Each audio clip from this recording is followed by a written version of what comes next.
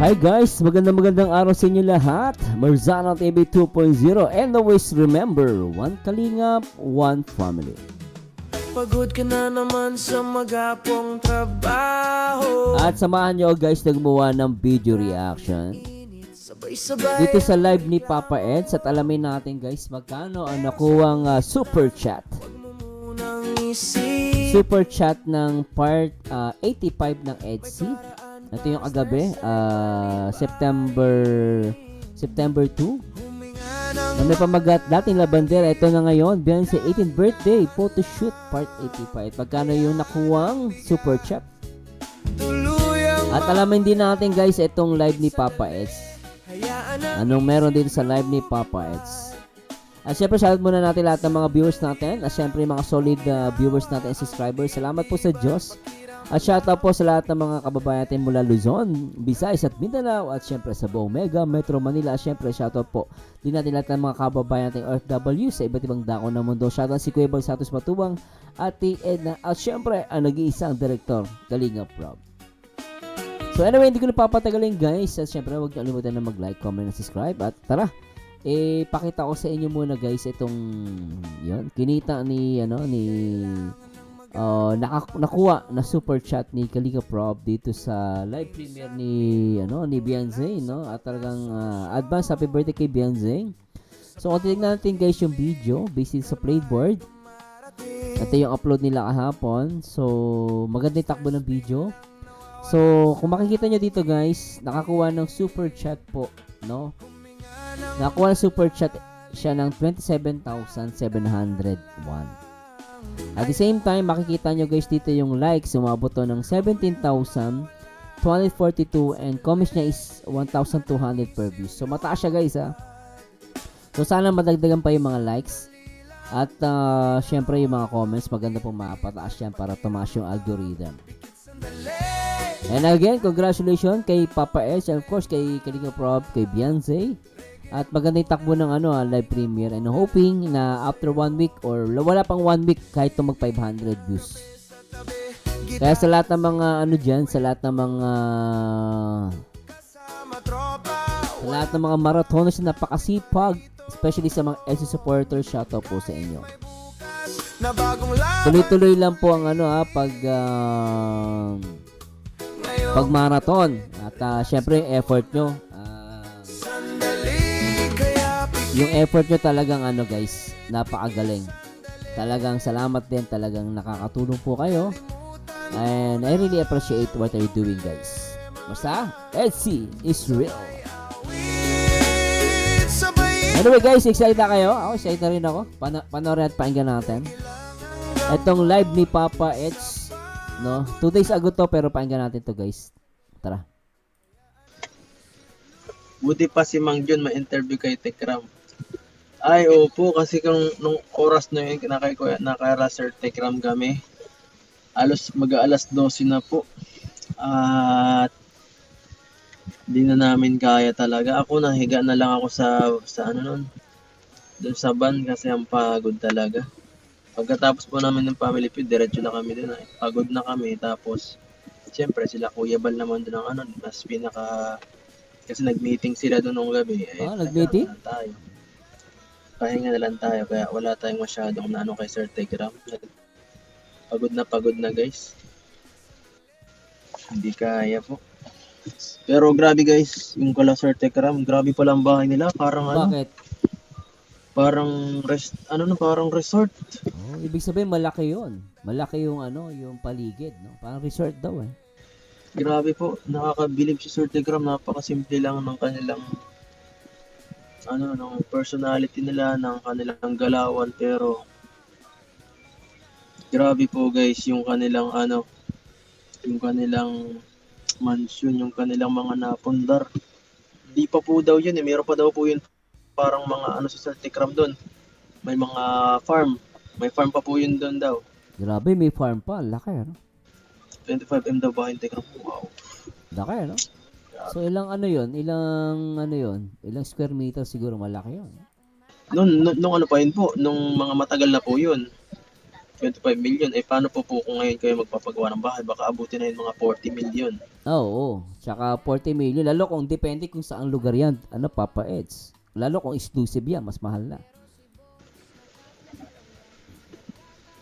Grabe po. Tapos, may farm pa si Kuya Sir Tekram doon. May farm? Tapos, yun ang sabi-sabi nila. Tapos, May farm pa. Laki ng lupa nila. meron pa daw yun mga ano para sa mga senior. May pinagawa pang mga bahayan para sa senior. Hindi Nice, po ah. mga kalingap. Ibang klase Sir Tekram, no? Grabe ah.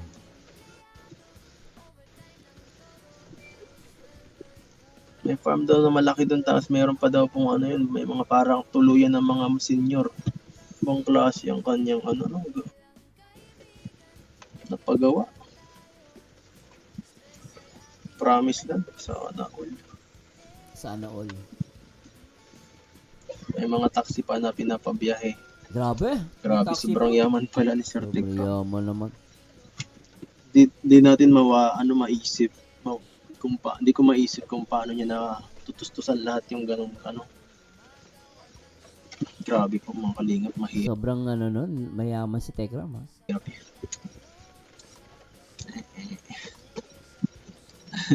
Dahil pagkain. Hindi lang sa pagkain kasi palagi naman tayo maraming pagkain eh. Yun talaga sa mga nakita ko dun. Para kung wow. Grabe. First time ko makakita ng ganito klaseng yaman. Ano tao? Pamilya. Humble. Sobrang yaman guys. Wala talaga akong masabi. Talagang si Papa di makapaniwala, ano? Talagang sobrang yaman daw ni Tekram. Ibig sabihin nakita talaga niya yung laki ng bahay, laki ng lupa, you know. Pinakamalaking bahay na napasok ko guys. Grabe ah! Pinakamalaking bahay na pasok na yung kay Tekram. Parang resort nga talaga yun. Pero para sa akin napakalaki nun. Parang ano na unnecessary pa. Para sa akin kung ako lang may bahay ganun kalaki. Yung maliit lang, sakto lang sa akin. Kasi mahirap na i-manage yung ganun eh. Ano to?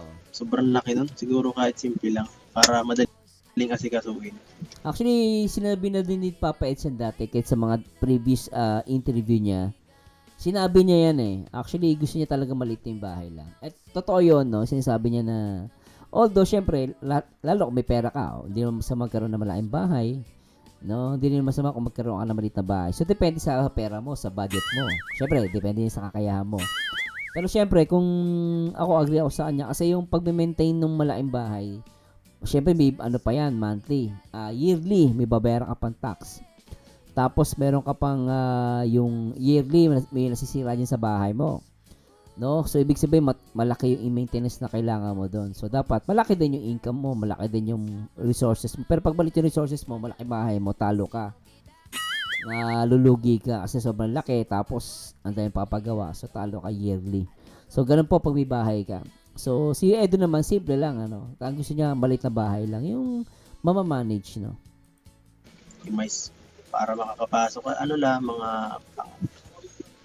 may sa inyong pamilya, saka may guest house, guest room, saka konting espasyo sa labas. Okay na yun. Pwede na, oh. Makapagawa lang ako ng ganun, sapat na sa akin. Yung kala Sir Tekram, pangarap lang yun eh. Oh. Malay mo, Papa Edge. Bigla kang mag-viral. Ikaw yung talagang ano, di ba? Malay mo. Sumunod ka sa yapak ni Kalinga Prof, di ba? Tsaka nila Tekram, nila Pugong Piyahero, di ba? Malay mo, Papa Edge, saka mabait ka naman eh. Tsaka napakasipag mo charity vlogger. Pangarap lang yung ganun kasi mahirap yung maabot. Kaya mo yon. Mahirap Tiwala talaga. ka lang. Mapaampo na sana si Kuya Jun, pambihira.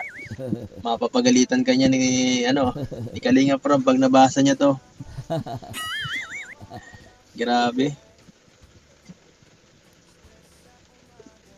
Marunong si Sir Tekram mag-handle ng pera niya. Yun lang yun. Tsaka alam ko kasi mayaman talaga si Tekram pagkakaalam ko. Actually, meron siyang kapatid nagbebenta ng mga bigas eh. So talagang si Tekram mayaman talaga. Yung pamilya na mayaman na talaga before siya makilala as charity vlogger.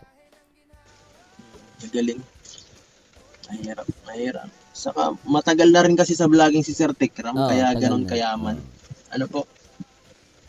Saka isa siya sa pinaka mga sakalam na vlogger. Oo. Si Kuya Bal, si Kalinga Prab, Kuya Bal, oo. si Pugong, si Sir Tekram. Yan ang mga sakalam. Yan ang mga ano talaga. Pero tayo mga small ano lang tayo, mga small YouTuber kagaya ko ako. Sila ano yung mga K-boys. Yan, sila Jomar, sila Dan. Yan. Sakto lang yaman. Malalakas Napaka-humble ni Papa Eds, no? kami pero hindi kasing level nila guys na halos nag 500 million ang ano, Oo.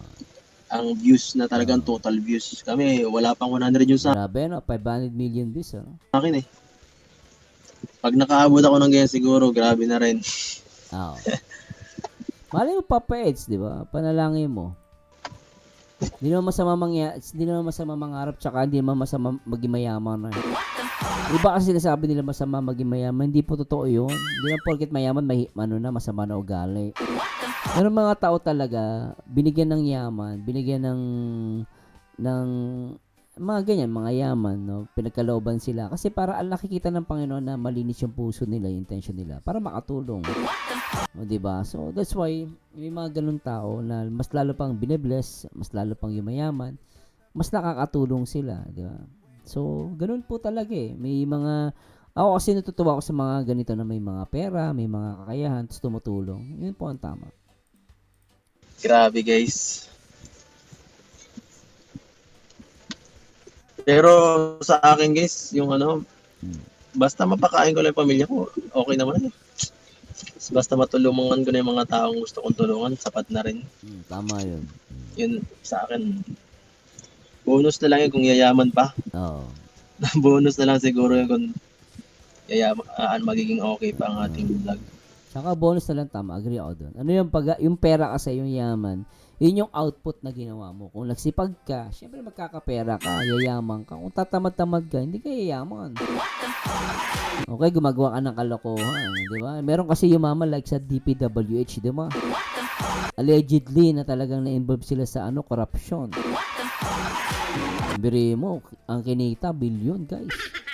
Billion, ang laki nun. Buhay na yung apo, buhay na yung apo ng apo ng apo ng apo ng apo, apo ng apo ng apong apo na apo nila. Ganong kalaki nakuha nilang pera, guys. Nasa mahigit 400 billion. Ubaga, nakukuha nila is, sinasabi ng mga napapanood ko is, mga 2 million everyday ang kinikita nila. 2 million everyday. Lintek, isang mamamaya, magkano lang? Halos mamatay na, hindi siya kumikita ng milyon. Pero itong mga to, guys, ay nako. Anyway, abangan natin. Pero feeling ko wala makukulong dyan. Feeling ko lang Ewan ko, sana may pag-asa pa ang Pilipinas. Ako, kung may makulong man dyan, congratulations.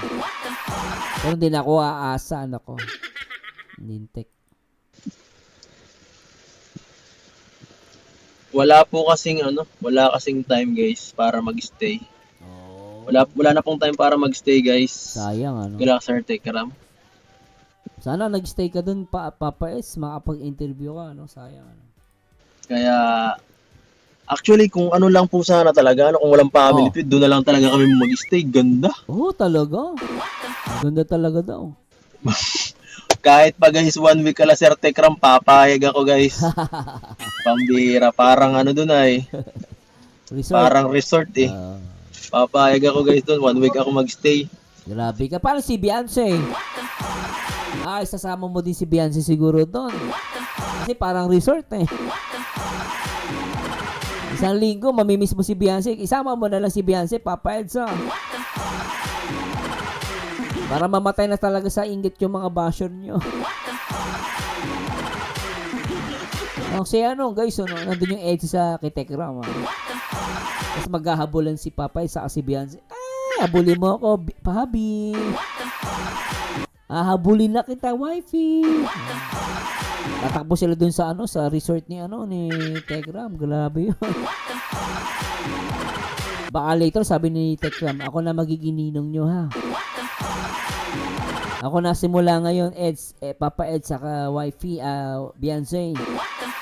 Ako na ang maging ninong nyo ha. Diba, mapapasana all na lang tayo. Kasi iyak na naman yung mga basher. Tapos pagka iyak si Choco Powder.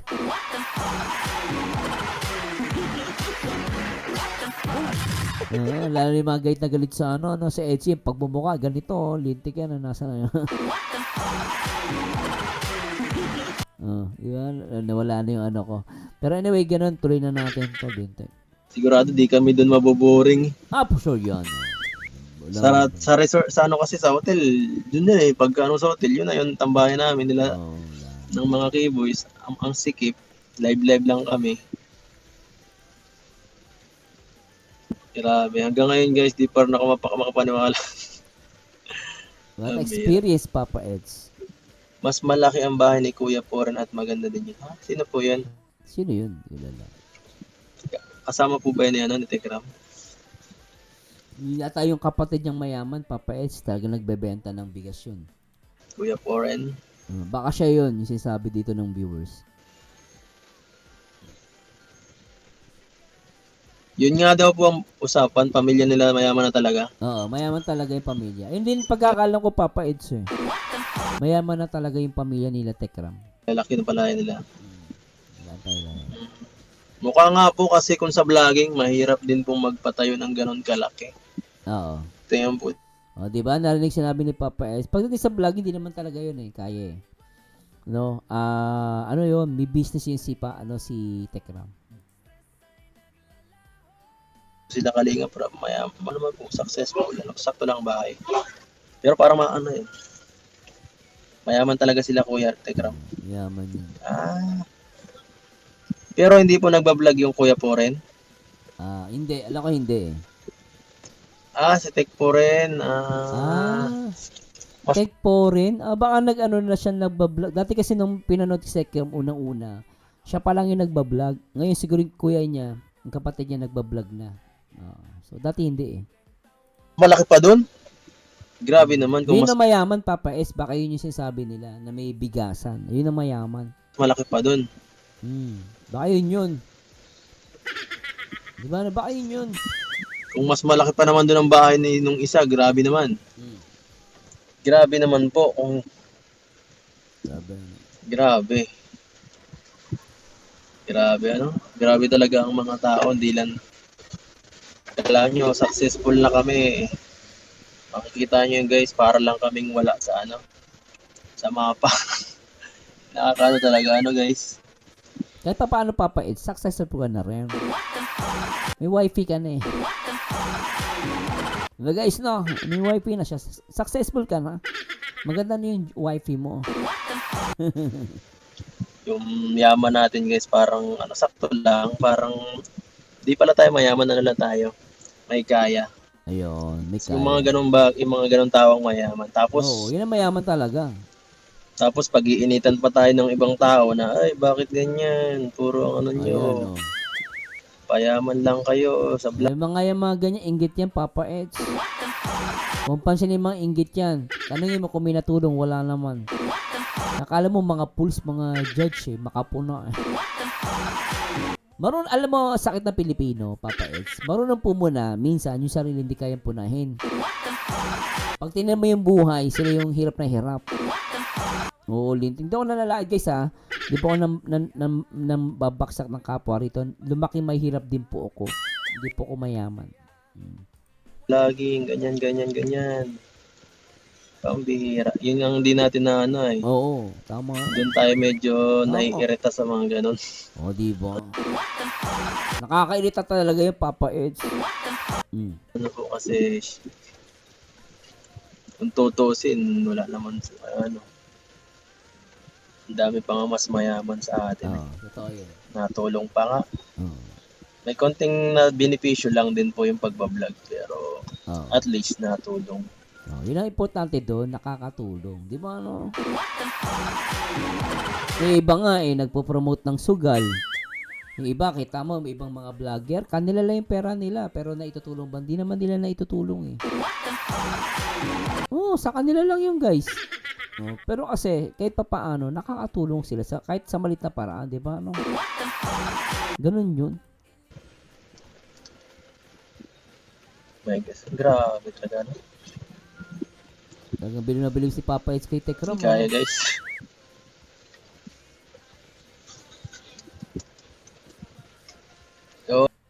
May mga ganun talagang yung mga ganun pati, halatado mga hindi masisipag na tao kasi Oo, gusto totoo. lang manghila sa iba ba, Oo. yung mga ganong klaseng tao. Naghahanap lang ng dama yung Papa Eds. Basta ikaw para saan successful ka na, tsaka meron kang magandang wifey. Basta Papa Eds ha. Sa Dibo, aabangan ko yan. Papa Eds ha. Galingan mo ha. Kapag ka nakikita kang umaasenso, gusto kang Ay, totoo. hanapan ng butas. Totoo yan. Na parang, Totoo yan. ay ganito, may ganito yung tao, mali yan sa ganito. Oo. Ano po, ang pangit baga. Yung tik talaga yung mga yan. Kaya pag gano'n, nako, iniiwasan ko yung mga ganong tao. Tama. Tama, yun ang iwasan mo, Papa Eds. Kasi wala kang matutunan doon. Puro kalokohan lang. Grabe. Yeah, di kaya. Hindi pala talaga guys ko Sir Tekram. Yan mo, malay mo, basta Papa Eds, pagtiwala ka. Malay mo, di ba? Maging ganun ka din. Eh, mabait ka naman eh. So, kahit, alam mo, isang araw, sisikat ka man, hindi na ako magtataka, Papa Eds. Todo. At syempre, hindi lang po yun ang pinagplanuhan nila Kuya Balan, hindi lang po yung pagbisita. Mayroon daw pong mayroon pong napakagandang plinano sila Kuya Bal at Oh, si Kalinga Prab, sila Tekram at si Ka-Business may pinaplano? na may gagawin daw pong pagsasama-sama yung mga charity vlogger Ayos ah. around the world Around the world? para Parang ano yun, parang sila, tatravel, magkakasama. mag-collab para magawa ng para mag-team building ba. Tama po yun para mas marami tayong matulungan. Saka para mas mapalawak itong ating ginagawang samahan dito. Para mas marami tayong matulungan. Okay po yun. Excited na ako guys. Next year daw po yun. Grabe ano. Grabe po. Nakaka-excite. Tama po yung ganun kasi mas okay yung ganung klaseng fair, yung parang fan. Aywan ko kung magiging fan fair yun, may mga kasama pa bang mga iba bukod sa amin, mga fans or Mas maganda sana kung parang parang fan fair na may nandun lahat ng mga kalingap, mga Pwede rin, iba pang charity vlogger tapos pwede parang samahan ba nung lahat ng fan ng mga charity vlogger doon. Oo, tsaka maganda yun kasi may mga vlogger, Papa Eds, gumagawa ng ganyan eh. Yung mga content, kalokohan lang Kasi wala ka pang matutunan sila, nagsama-sama sila, nagko-collab sila. Meron pa nga silang award eh. Minsan ganun guys. Best vlogger. May ganun, nagsama-sama lahat ng vlogger. Tapos may best award. Ito pwede naman din yung good idea na ganyan na parang buong lahat ng mga charity is magkaroon ng parang parang ba yun, tawag na parang sabi natin collab. Tapos doon pwede sila magbigay ng award, 'di ba? Makakatulong yan para lalong lumakas din yung community, hindi lang community ng Kalingap, ng Tekram, nila Pugong Biyahero. Sana mangyari to. Tapos kami rin lahat ng charity vlogger na andun. Okay. Astig siguro po yung gano'n Pwede. Opo, yan sila Georgeline. Parang meet and greet ng lahat ng Pwede. fan at Sila Virgilin Cares, pwede. ng mga fans at saka mga charity vlogger. Lupit nun. Oo. Lupet! Grabe siguro isang stadium. Ay, nako. Philippine Arena puno. Punong-puno yung Papa. Pambira Panigurado. guys. Lupit nun. Sure yan. So anyway guys, puputulin na natin At maraming salamat sa Diyos. At syempre congratulations again kay Kalinga Prab. Gagal. Congratulations sa live premiere ng EDSI Part 85. At ano masabi nyo guys dito sa naibahagi ni Papa Eds? Ako, totoo lang guys. Sabi ko nga kanina, kung si Papa Eds sisikat to isang araw para magiging Tekram, hindi na ako magugulat guys. Totoo lang. Hindi na ako magugulat, hindi na ako magtataka. Kasi napakabait na itong taong to eh. Napakasipag.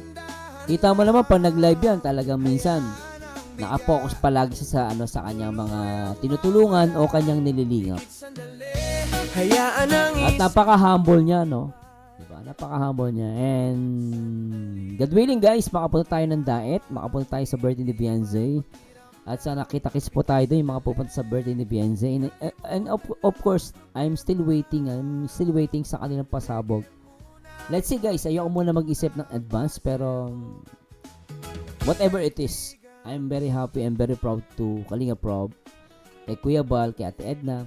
Then nagkaroon tayo ng EDC, nagkaroon tayo ng Papa Eds, na isang charity vlogger na talagang, alam mo yon, talagang pagtulong talaga ang iniisip, napakasipag ng taong to.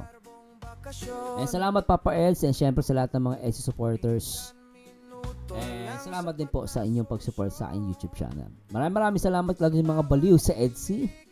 Na-miss ko ay guys, at abangan nyo guys, siguro sa Friday ng morning, tayo live video reaction tayo sa EDC. At maraming salamat po again. Congratulations again sa lahat ng mga EDC supporters. Ito po ang paborito nyo reactor, ang nag-iisang Marzano TV 2.0, at lagi tatandaan ng taong Peter ay walang forever mag-react ay sa itsura, mag-komento ay sa ganda. And to God be the glory guys. Paalam!